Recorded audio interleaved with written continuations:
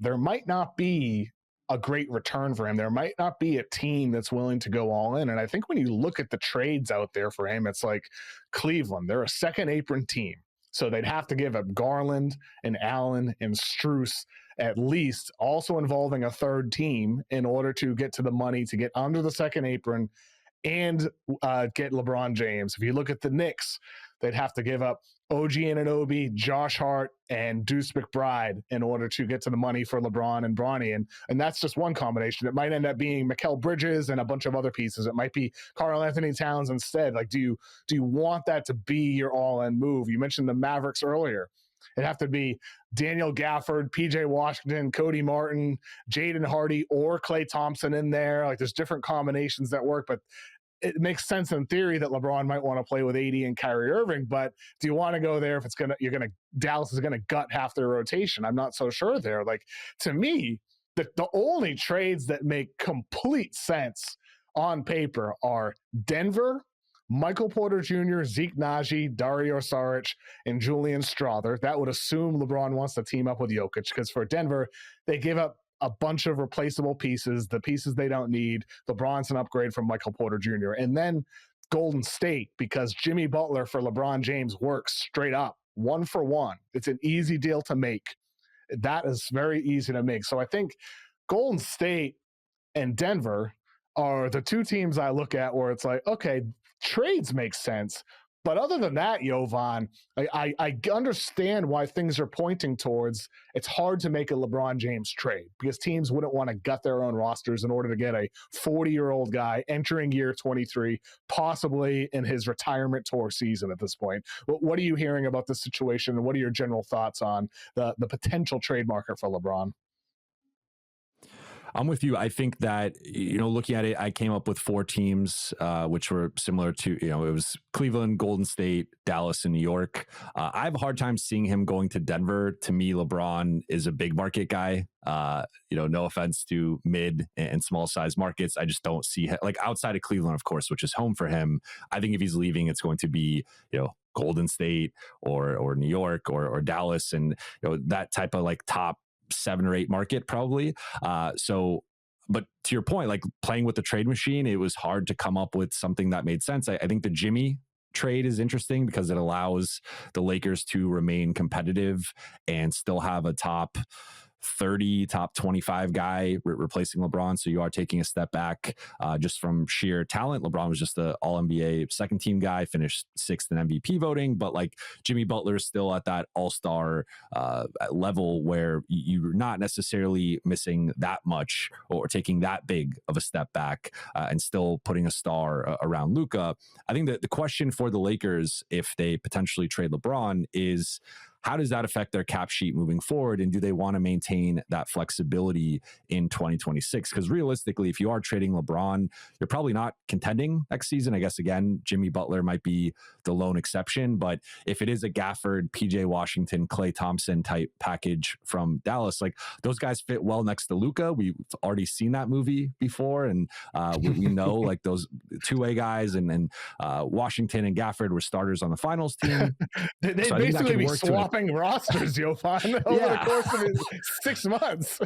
I mean, think about like LeBron, AD, Kyrie, Cooper Flag, Derek Lively, like that's an incredible 5-man, top of the rotation. But it's just tough to make. It's tough to make the math work. You mentioned Cleveland, like they have to probably do some type of salary dump before they do a LeBron trade, or they expand it to a 3-team trade, and then it's like, is that Jared Allen and DeAndre Hunter? Like, that's interesting. Those guys could fit around Luka and Austin, but I still don't know if the Lakers are quite at contention level at that point. So it's tough to see them remaining contenders if they trade LeBron. So in that case, I think it's more about the future. But then at the same time, most of these guys we're talking about here have multiple years left with their contracts. So it's like you're kind of locking yourself into whatever that roster looks like, unless you try to flip those guys. But we always know that's easier said than done. So I think the Lakers are in a fascinating spot in terms of if LeBron does put, it gets to the point where he's not happy with the roster.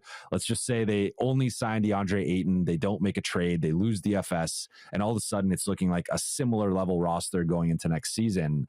If LeBron demands out and they want to acquiesce that and continue this reputation as being a star-friendly organization, it's going to be tricky to figure it out, just because, again, a lot of these trades are going to mess up their cap sheet for multiple years. And I think they have to find that right trade where it doesn't do that.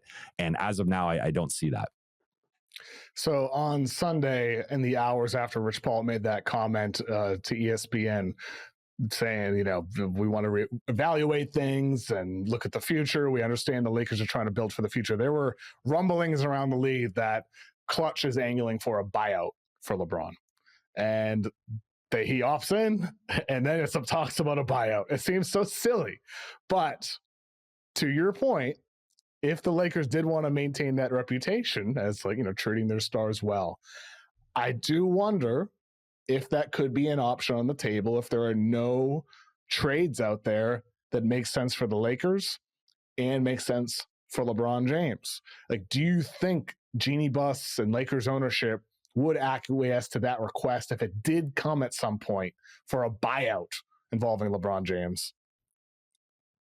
I have a hard time seeing that. I think him being traded and them recouping some assets. One interesting thing I was thinking about yesterday, I went live on my YouTube channel, was asking different questions answering different questions. And someone asked, does LeBron have more value than Kevin Durant?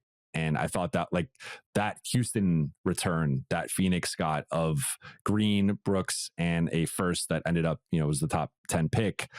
Does LeBron have more value than that? And I'm not sure, just because of I think LeBron's a better player than Kevin Durant currently, but just based on the age, the mileage, and LeBron realistically only having 1 to 2 years left, where KD, I think, could play another 3 to 5 years. I think KD might have a little bit more trade value, despite him never being happy with wherever he gets traded to. I think the Lakers would prefer to go that route and get a pick and maybe get an interesting young player. If you trade with Dallas, could you get Max Christie back? That was someone that they really, were fond of and did not want to include in the Luka trade. But of course, it's Luka, so you have to put him in. But could you do something where you get an interesting young player back and a pick versus just buying him out? You're going to save some money, but now you have that salary on your cap sheet. Maybe if there were some bigger players in free agency in terms of cap space, and there was a way to kind of figure it out where maybe it's half his contract and he could get that other half. Because I don't think LeBron wants to leave money on the table, as we saw with him opting in, right? He could have opted out and taken a pay cut and given the Lakers some more financial flexibility. He chose not to do that. So he still cares about the money. So I think it would have to be some type of thing where he has a buyout, but that's offset by his next contract. And as of right now, he could get $14 million from someone, but I don't think I think the Lakers would want that number to be much higher. I think so as well. Look, I'd be shocked if the Lakers were to do that. And also, I think if LeBron James is willing to be traded, someone's going to figure it out. It's hard to get to the money. Trade for LeBron. Yes, somebody would trade for him. Basketball aside, he's such a, we're obviously talking about him right now, but he is such a lightning rod of just attention that you can't calculate that value to a franchise, especially if it is a Denver or something like that. It just vaults you into a different stratosphere.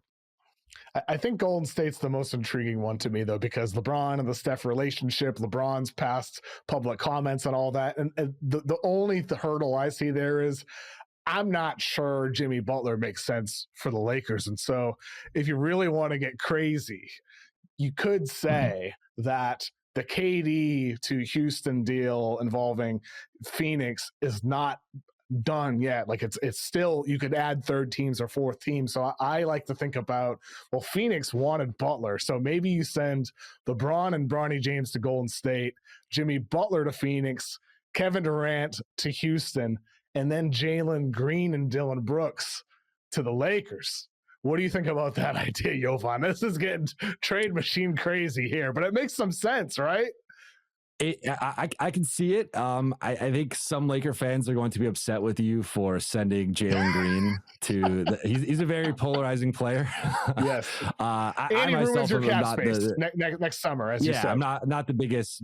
And then you also have the fit there with Jalen, Austin, and Luka. I just don't I think that's compounding that issue of some overlap with the ball handling and ball dominance, and then also some defensive concerns. So I mean, it would be funny Dylan Brooks replacing LeBron in the starting front court, but I don't think the Lakers would do that one. It's fun to talk about, and like I like the idea though of expanding the KD trade. Like I like it in theory. I mean, look, Phoenix didn't want Jimmy Butler, so if Jimmy Butler's out there, yeah, who knows? I could see Phoenix pivoting and taking Jimmy Butler, but yeah, I think the Lakers would not want Brooks and Green. Yeah, because they want cap space. Who knows? Maybe you add a fifth team to that fun scenario. I mean, that's the thing. Like a big thank you to Rich Paul. 30-team trade. Really, a big thanks to Rich Paul, because there's a chance LeBron is just back in LA, and regardless of what they do with this offseason, and he's with LeBron, it's LeBron and Luka next season, and who knows what the team looks like. But it's fun to talk about.